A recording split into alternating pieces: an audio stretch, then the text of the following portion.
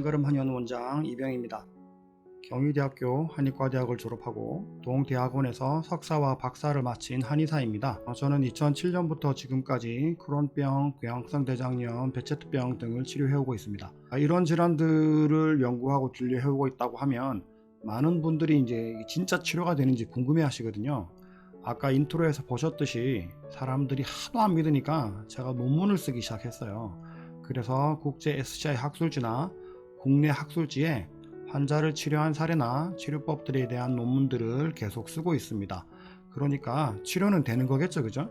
논문을 거짓으로 쓸 수는 없으니까요. 그래도 치료가 안 되는 거라고, 제가 거짓말하고 있는 거라고 우기고 싶은 분들이 계시면 그런 분들은 이제 논문으로 반박해 주시면 됩니다.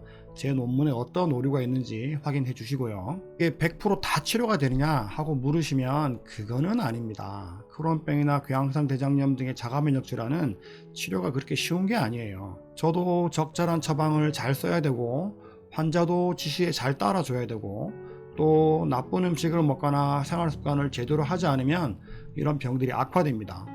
치료 도중에 이제 회 같은 음식 먹고 악화되거나 아니면 여자친구랑 헤어져서 업무상 스트레스를 받아가지고 악화되거나 이런 일들이 빈번히 일어납니다. 그래서 이 모든 것들을 그때그때 잘 극복을 하고 여러 가지 조건들이 조화롭게 잘 어울려줘야 치료가 잘 됩니다. 그래도 치료율은 생각보다 아주 높은 편입니다. 스테로이드 부작용이나 부신기능 저하증들은 하다 보니까 이제 같이 치료하게 됐어요. 환자분들이 내가 크론병인 것 같다, 생각해보니까 내가 궤양성 대장염 같다, 이렇게 한의원에 오시는 분들은 한 분도 없습니다.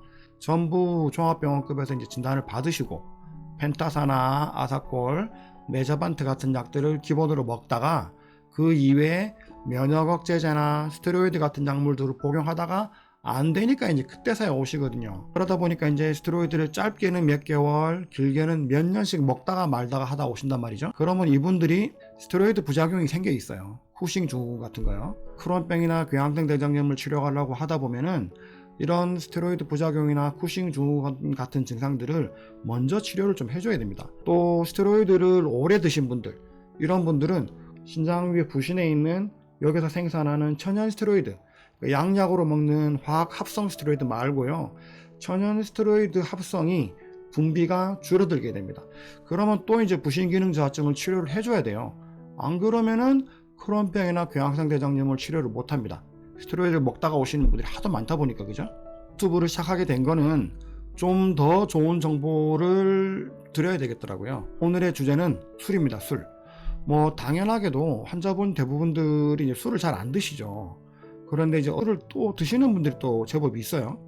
우리나라가 유독 음주 문화에 좀 많이 관대합니다.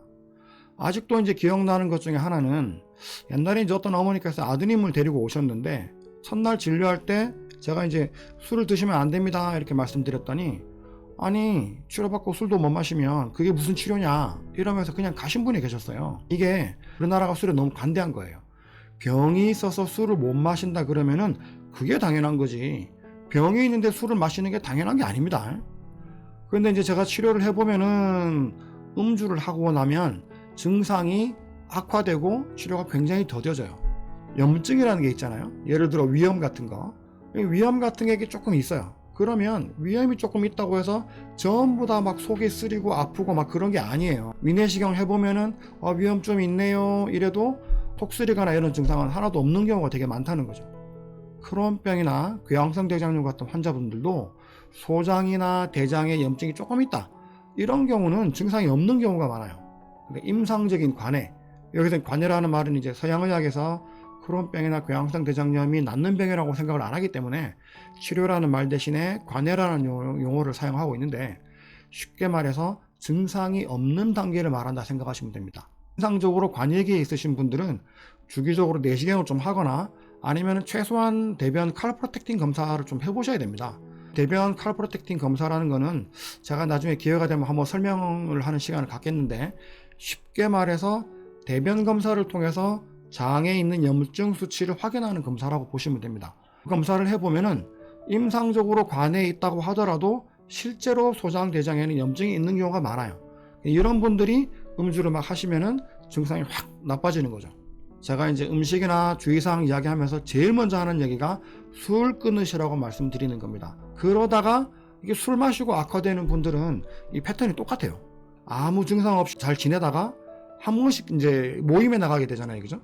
특히 우리나라 남자들은 이 술자리 가면은 뭐 잠만 받아라, 뭐 짠만 하자, 뭐 이런 경우 되게 많잖아요. 이제 본인도 뭐 몇 년 동안 계속 멀쩡했고 또 술 안 마시고 또 멀뚱하게 한 2시간씩 3시간씩 있기가 되게 힘들잖아요. 처음에는 이 맥주를 한두 모금 마셔보는데 뭐 다음날 괜찮거든요. 그러면 그 다음날에는 다음번에는 맥주 한 2잔 뭐 이렇게 마셔봐요. 그럼 또 괜찮아요. 그 다음번에는 소주 한 서너 잔. 그럼 벌써 이제 소주 반 병이죠. 그러다가 그 다음번에 소주 한 병, 2병 이렇게 계속 마시다가 어느 날 갑자기 팡 터집니다. 이게 제가 아까 말씀드렸듯이 위험이 조금 있다고 해서 증상이 나타나는 게 아니라 그랬죠. 그죠? 소장이나 대장에 염증이 있을 때는 증상이 없어요. 조금 있을 때는. 그러다가 이게 술을 좀 자주 마시게 되면은 염증이 조금씩 늘어나다가 이게 어느 한계 이상을 넘어가 버리면은 그러면 팡 터집니다. 그러면 다시 이제 복통이나 설사가 시작되고 혈변 보고 뭐 이렇게 되는 거죠. 그 알코올성 광경변 있으신 분들이 술 마시면 뭐라 그래요? 그 정신 못 차렸다고 얘기하는 거죠. 그죠? 그 크론병이나 궤양성 대장염 같은 자가면역 질환이 있으신 분들은 이 병이 이제 자가면역 질환이니까 면역계가 오작동하는 겁니다. 오작동. 면역계가 오작동 해가지고 피하 식별을 못하고 내 몸에 있는 세포를 막 공격을 해가지고 자가면역성 염증이 생기는 거거든요. 근데 이제 알코올, 이게 쉽게 말하면 생리학적으로 알코올은 우리 몸에 신경독으로 작용하는 거예요. 신경독. 신경을 마비시키는 거죠. 왜 이제 처음에 술 마시면은 조금 기분이 좋다가 많이 마시면은 말이 좀 이렇게 막 어눌해지고 몸도 막 못 가누고 그러다가 막 기억도 막 끊기고 그러잖아요. 그죠? 이런 게 전부 알코올이 신경독으로 작용하기 때문에 생기는 일들입니다. 그래서 이런 신경독으로 작용하는 알코올이 면역계에는 영향을 안 미치겠습니까? 당연히 영향을 미칩니다. 아시겠죠?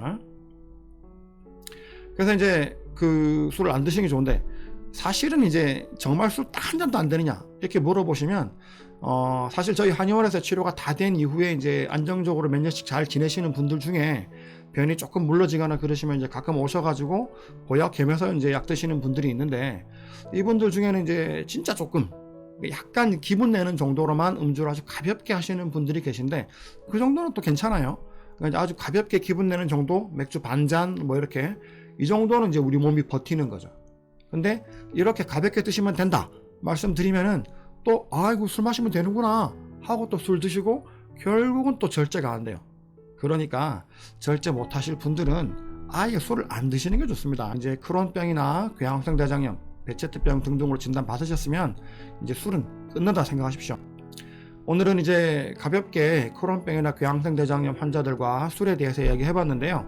앞으로 많은 문제에 대해서 이야기를 해보도록 하겠습니다. 혹시 이제 크론병이나 궤양성 대장염, 뭐 베체트병, 혹은 뭐 스테로이드 부작용이나 구싱 증후군, 뭐 부신 기능 저하증 이런 여러 가지 주제들이나 혹은 다른 한의학적인 주제에 대해서도 궁금하신 점이 있으시면은 댓글에 달아주십시오. 제가 다음번에 좀 우선적으로 이야기를 해볼 수 있도록 하겠습니다. 자, 그럼 다음 시간에 뵙도록 하겠습니다. 감사합니다.